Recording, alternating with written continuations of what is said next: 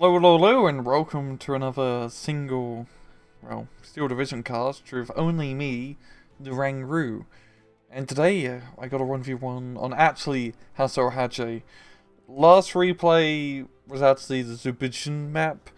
I apologize, this is actually Hasso Hadje. Nonetheless, left hand side in blue, we have Scout Spirit playing as first Giga with a flatline income, and right hand side we have G0af playing as Bez Lugo with a Vanguard income, and right off the bat we see SDO217. He's flying around, he's waiting for some prey, and I think he's found it. I think he did, yep, he sees them up north. Because we got a bit of a northern rush here from G0af, getting those flamethrower teams into the forest ASAP, but there's Stormjakers here and Pioneers and whatnot to stop him. But that's a lot of flamethrowers. It is a lot of flamethrowers. Plag 36 is getting decimated. Well, not decimated. They can cry right to kill him. But he's probably going to die pretty soon. It's just a lot of fire coming in. But the main attraction of this map is flying over the square town. It is a very square town. Kind of looks like a diamond in this direction. Or cross, depending on what you look at. Nonetheless, geography aside, both sides just kind of setting up in the buildings. And down south is very quiet, which is usually pretty standard. It's kind of, well, sometimes people push into this forest, but it's kind of a pain in the ass. We also see a very early cluster bomber being brought in. And that is going to be used to try and blow up the T-34. Very interesting seeing such early clusters. Pretty good choice, especially for Skiega, which kind of lacks a lot of ground-based AT. I have pretty decent ground-based AT, but not fantastic. But if he can, maybe kill the KV-1 up and all, that'd be a very good kill. He goes in. Drops the bombs, but misses complete. Well, he hits a Strafniki, but they don't really care about clusters. The Ogum Cheeky do manage to get into the town. Jaeger's coming in. So a really good early push here from G0af. If you manage to push onto your enemy's side area on the flanks on this map, it can really pay dividends later on, as it's a great point to stage any attack south. And once you got a foothold, yeah, it's really hard to kick you off it. You'll see an early AA from G0af, which is a very good idea, as well as an airplane, because by God, there's a lot of German strafing planes about, and they don't like enemy fighters. Unless they can, hit the fighter. The AK has a clear target, and that's just 217 here. It is a little bit too slow for him. I hope for Scout's sake he has an airplane, or like a fighter plane. Get. Because Ruskiga, you don't have much in terms of anti-air. But no, he's got another D3. He does not care about this Yak one bit. I think he thinks he can take it on with the 217, which is a bit of a ballsy assumption. Because he might just lose. Oh no. Yeah, he's probably going to lose it. It's right up his arse. And there we go, plane down. Get some Silver Lions, yeah. The cluster bomber coming in. Or to secure only a T-34-76, which is, not really for cluster bomb. I'd say, just kill it.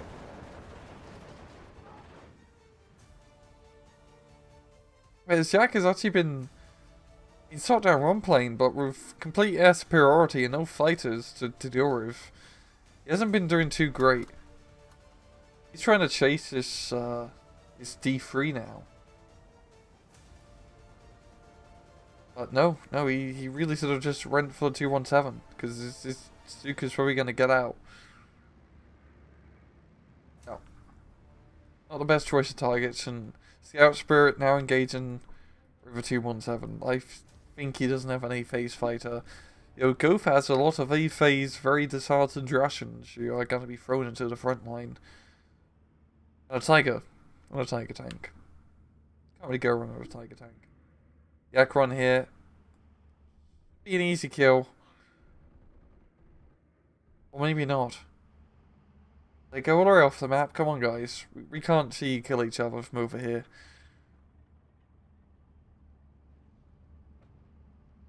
But this is very, like, bizarre dogfight. I feel like the Akron pilot is a little bit drunk. There we go, finally a fighter from Scout. And, yeah, Scout is pretty lucky. Yeah, you know, that plane can do as much damage. These men get a lot of ground-based airplanes on the field so far, and that's a very good thing for Skiega. You really have to rely not super heavily, but you definitely want to try and get the superiority, because it will help you out. Just those 217s are such good planes. Like, look at us down here. These Chernos, they're gonna be in for a world of hurt in just a few. Never mind. Thanks for ruining the build-up here. 217. Terrible. Absolutely terrible. I mean, this is the type of stuff I have to put up with. The town fight, you know, was going standard. So it's just a grinder. Chernos up north being brought in. Ghost's really quite heavy on the Cherno spam. Don't blame him. They're pretty good for what they are. But he's got a lovely foothold up north here. Got two of these flags, which is pretty huge. Which is kind of keeping him in the game at the moment, but he can't push anymore. He's not wanting to for now, at least. Once he gets these Chernos, then he should definitely try to capture this hill in its entirely. Because if you capture over to here, like, you can shut off the entire area, which is pretty huge. That's kind of how you can win the town fight, by securing those supply lines. The Tiger's finally in the town, well, on the outskirts still. Just finishing off some ski Jaegers, and this would be a perfect target for Stuka to go against. And it shall, but it is a kind of an anti-aircraft gun right on top of the Tiger. He's actually going to make a pretty smart decision and actually pull back the airplane. Not something I would personally do, because I'm not a smart man. But if he was to continue that gun run, he probably would have died. And probably not have got the bombs off. But the Akron is up his butt, so maybe it probably would be better, in hindsight, to continue the gun run for the Tiger. There's a smitten yak now flying about. And Ghost would really be trying to goad Scout to do a dogfight over his line, because he has anti-air. That's against a very good head-on encounter here. And now he's going to fall back a bit. He's trying to chase at Stuka, but once again, I don't think he's going to be fast enough to actually catch up. And Scout now does have some anti-air. It's only a 20 mil on a half track, which is really not much.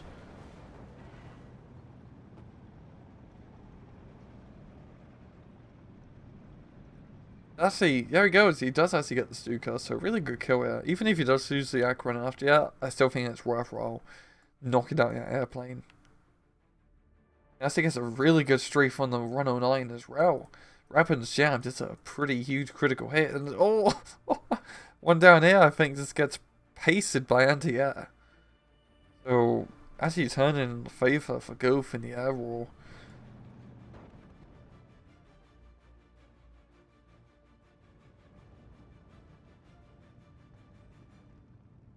Yeah, Golf is now starting to, just really ramping up infantry spam. All those Chernos, it's just a huge force multiplier.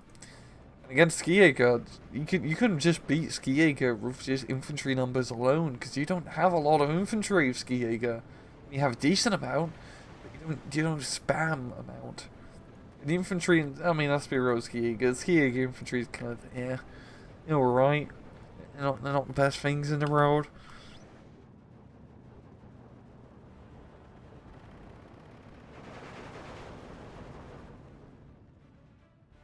Like above average, like Grenadiers and whatnot, but with less dudes in the squad, and that actually really hurts him. Because with SC2, it's just about infantry numbers most of the time. Like playing any Paradox game. All the wars really just comes down to who has the bigger numbers on their army stack.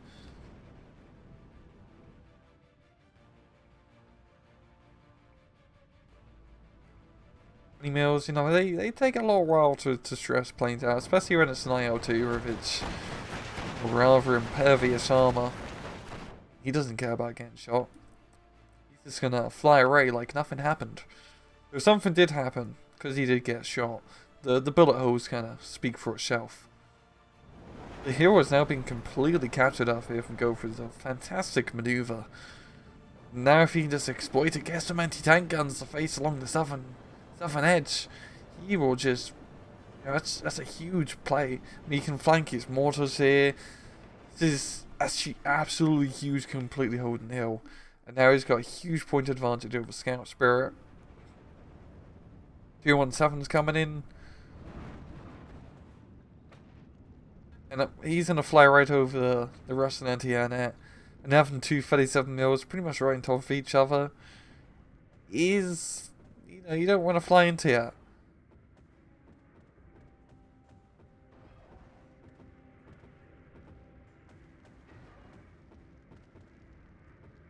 The 217 does escape, thanks to it being a bit of a beefy plane. Not super beefy, but beefy enough. We got some BA-10s now being brought in.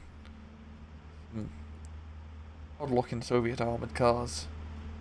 Oh, not the prettiest things on the road, but they work.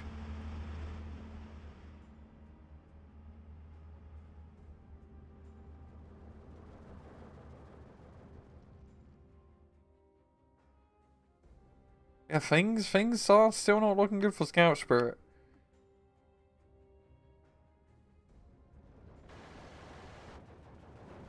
There's so much infantry in the middle here. Go, yeah, it's just very hard to dislodge.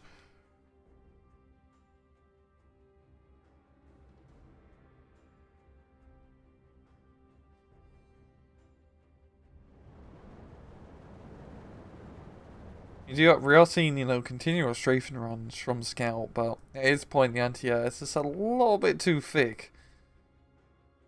Yeah, I've seen the Stuka being brought in, coming into the middle.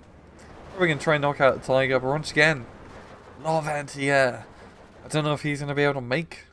I don't know, he might be able to get the bombs off. And with clusters, the nice thing is, you don't really have to worry about bomb accuracy. It's easy to hit when you got 96 bomb range. Does he make the run? Oh! No, he doesn't. It's probably going to... Oh, no, yes he does. I think he kills like one time kill. And Stuka does escape. Yeah, just looking in the town fight here. I mean, Scout is bringing in dudes. And he also has mortars, which is a pretty big help.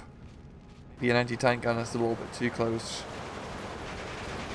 That's just a lot of angry Russians. I've seen a bit of a push here on the hill. The ski Jaegers trying to crest on top, but once again, a lot of dudes. Nice thing about Cherno is they got goddamn machine guns. I mean, I like 20 points, so I mean, it's been a lot of like back and forth for it to be 15 or 20 point squads, but still, that's good for this hardened squad. Good when you got a bunch of them.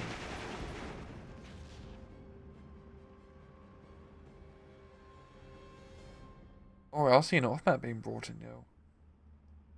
Not really too much off-map here in the town, however. It's pretty barren of Germans. Yeah, I think at this point, Scout maybe I've invested a little bit too heavy into air power. I mean, looking at it, Scout hasn't really got that many tanks. Especially in the center, it didn't really have many tanks or ground-based fire support out. I don't really want to ding him on that, because it is a good idea to get good air power, a lot of air power for first Jaeger. At this point, he really needs to, you know, he needs boots on the ground. He needs some armor, some TV2s, some T-3045s. Yes, we're still talking about the German division here. Or some Stuks, I believe. They do get Stuks. Right now, he's just got infantry, and by himself, really rough much, especially when you move him unsupported into a defensive line that has defensive field guns. Suka is going to make short work of his infantry, I think. Or is he going to go for the field gun? He's going for the field gun, which is probably the smarter choice. And Stuka does the loop-de-loop, Tajori is just so cool to see. And that is one very dead, I was about to say plane, but plane's still alive. That plane is dead, however. Jaeger Pioneers trying to come in from the flank. Bit of a ballsy maneuver. They're probably going to pay for it, however. Yep, yeah.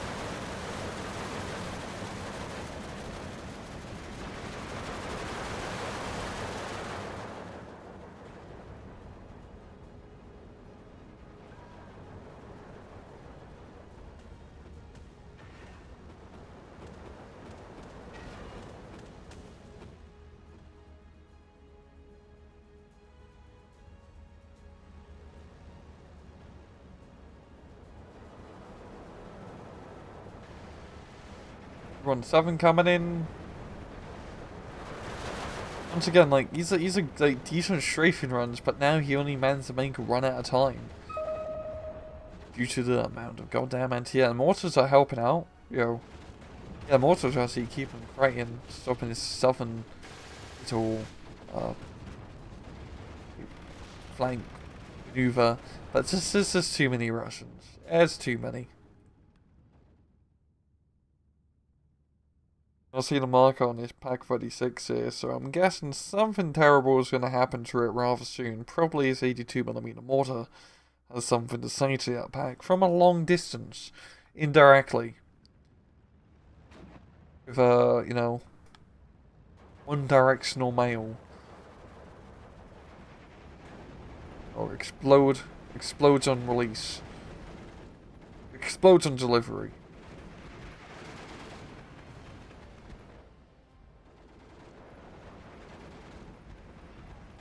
The off map once again, that's just gonna be enough to clear off the rest of the town. And I think Scout doesn't really have much of a chance to really take us back. I mean, once again, he's doing the same thing down south, moving infantry across the open field, uphill into defensive positions. Not great infantry as Chernos. This could actually work because the Chernos are about to run out of ammunition. Which is a bit ironic considering.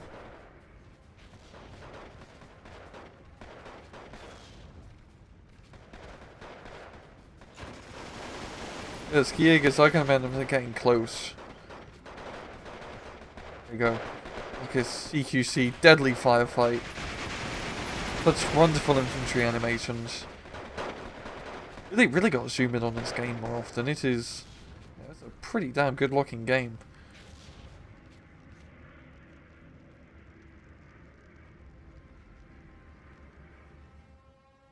Yeah, let's just speed this up. I think it's pretty, clear to say what's going to happen.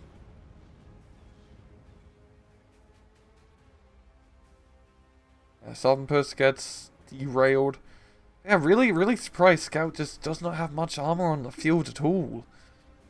You do need armor presence of some sort for the most part. Now he's trying to get some T-34s in, but really could have used them quite a while ago. Because think about a lot of those Chernos, they have no anti-tank. You can beat them with good old tanks. Strafnikis, on the other hand, kind of make it a bit of a pain. Eager for you are not in the best position.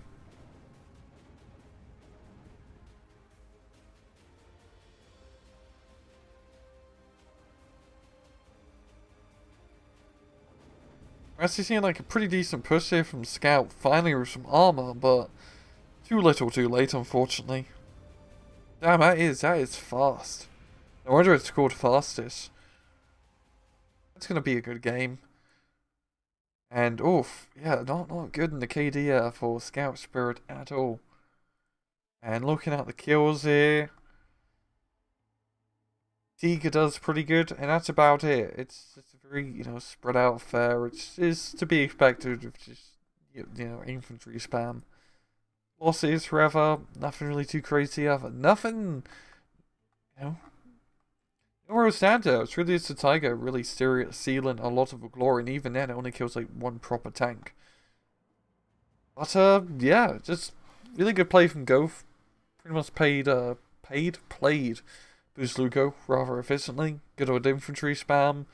backed in with some tanks, and once he managed to secure that air power, he managed to go clear through the town, secure the north, and just push Scout Spirit out, because that was didn't go from really making any more maneuvers forward. And well, that's gonna be it from me again. Once again, Colin should hopefully be back next week. And yeah, I won't be so bloody lonely. And well, I'm gonna leave. Yeah, I think I already said that. Nonetheless, it's been another Rangaroo cast. I hope you guys enjoyed the video. And as usual, please just take it easy.